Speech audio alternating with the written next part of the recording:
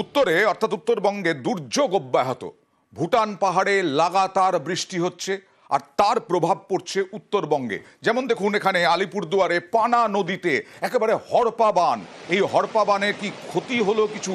সরাসরি চলে যাব প্রতিনিধি রাজকুমারের কাছে। তার আগে হড়পা বান দেখুন, আলিপুরদুয়ারে হড়পা বান পানা নদীতে হঠাৎ করে জল ভুটান পাহাড়ে, আলিপুরদুয়ার, ধূপগুড়ি এই সমস্ত জায়গায় এরকম নদীতে হঠাৎ করেই এরকম জলের স্রোত এবং বিপদে ফেলে মানুষ সহ বিভিন্নকে। রাজকুমারের সঙ্গে কথা বলবো। রাজকুমার, কোনো কি ক্ষয়ক্ষতির খবর?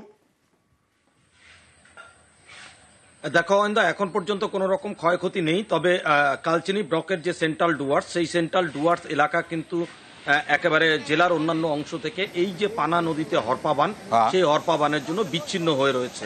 শুধু তাই নয়, ভুটান পাহাড় থেকে অনবরত জল আসায় কিন্তু জয়গা, ভারত ভুটান সীমান্তের যে জয়গা, সেখানে ঝর্ণা বস্তি একেবারে বিপদ সংকুল হয়ে রয়েছে। যে ছবি আমরা দেখাচ্ছি সেই ছবি দেখলেই অয়ন্দা বোঝা যাচ্ছে যে আশপাশের এলাকাটা কতটা বিপদ সংকুল।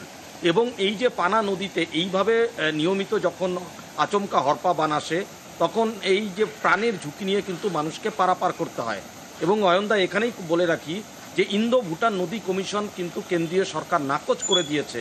আমরা বলতে চাই যে এই এলাকায় ভুটান থেকে ধেয়ে আসা নদীর কিন্তু এভাবেই বিপদ নিয়ে আসে, এইরকম ভয়ঙ্কর রূপ নিয়ে আসে। অয়ন্দা, এইভাবে পড়ুয়ারা ঝুঁকি নিয়ে কিভাবে যাতায়াত করতে হয়, এইভাবেই যাতায়াত করতে হয় বিভিন্ন জায়গায় ভুটানের বৃষ্টির জন্য।